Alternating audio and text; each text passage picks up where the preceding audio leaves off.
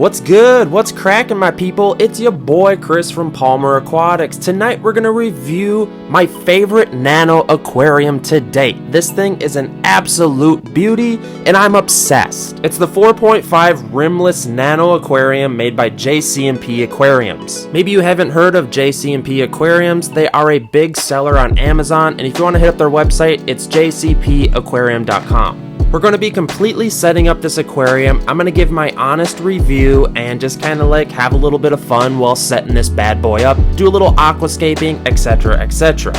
So let's jump into this, guys. First things first, the JC&P aquarium lights are ridiculously high quality for nano aquariums. It always seems like with these nano aquarium kits that the lights really kind of suck and they're tiny. I know the Fluval Flexes come with like this little tiny strip that actually grows lights. It amazes everyone, but I can tell right now that this light on this thing is no joke. I decided to use a basic pool filter sand in this tank because I've been using so much black sand and I'm getting sick of the dark look.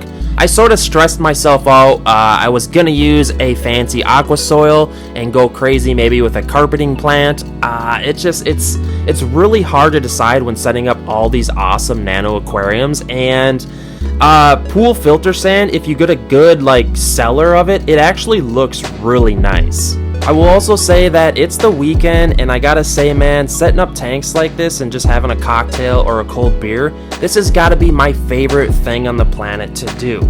I'm so excited to aquascape this. They sent me some super cool Ceru stone, and it's gonna be a blast. Let me know in the comments if I'm not the only one that would rather be setting up an aquarium than out drinking at the bar. Alright, so now I'm getting excited. Here's the Ceru stone, and I hope I'm saying that right. Ceru.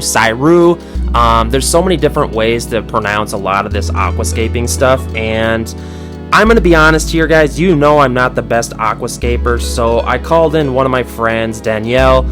She's a much better aquascaper than I am, so she's going to be helping me tonight. I'll do a couple of the scapes on my own, but I really struggle with setting up this stone and stuff. I just don't have... You know, I have that kind of like, I can build anything, but I just can't get super creative with like aquascaping material. And I know maybe I need to like watch some informative guides. I know George Farmer has a book. I've tried my best to do as much research as I can, but I kind of suck at it. But here we go. I'll do my best. If I'm being honest, I just struggle at it, but that does not mean that I'm not having a blast, because like when I close my eyes when I'm going to sleep at night, this is what I see. I see myself aquascaping. I'm really actually into ginormous pieces of wood in aquariums. You will see that in a lot of my tanks. I love huge pieces of wood. Don't get fancy with that one, guys, in the comments. So yeah, that looks hideous. So here's Danielle. She's obviously a lot better than I am. I feel like girls in general are just better aquascapers and just home decorators. They just have something us men don't.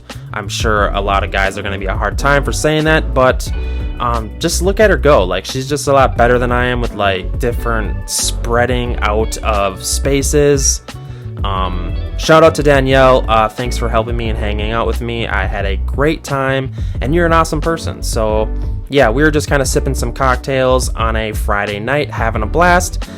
The JC&P aquariums, guys, I'm blown away by the quality of these things, and not only the little nano tank.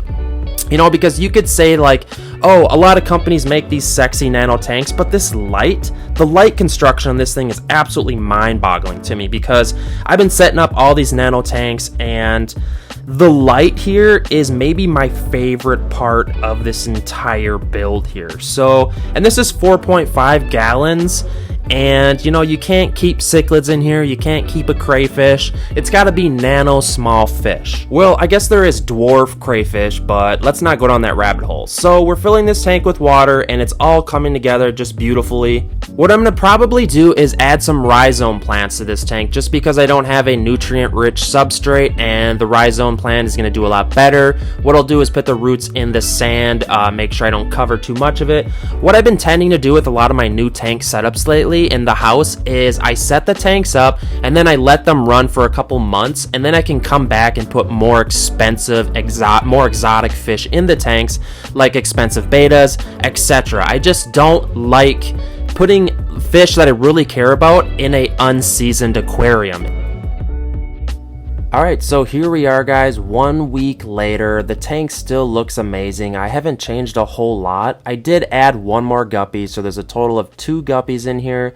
I did add another rhizome plant there. I kind of wedged it in the rocks back there. I think it looks okay. What I'm doing here is just kind of waiting for this tank to season out a little bit. Maybe I'll add a super cool beta in here. I'll add a heater, of course. But, guys, I'm super happy with this JC&P aquarium. If you guys are interested in finding these tanks, go to jcpaquarium.com or get on Amazon and find them. I will also throw a link in the description box below to an affiliate link on Amazon. Honestly, I can't find one single thing wrong with any of this setup. The glass is amazing. The light is just beyond competition as far as what else is out there. Like, I cannot stress how much I love this stuff, and it's fairly priced. Like, a lot of the super crazy nano rimless tanks are super expensive. These aren't even that bad. Before you guys go, please like and subscribe.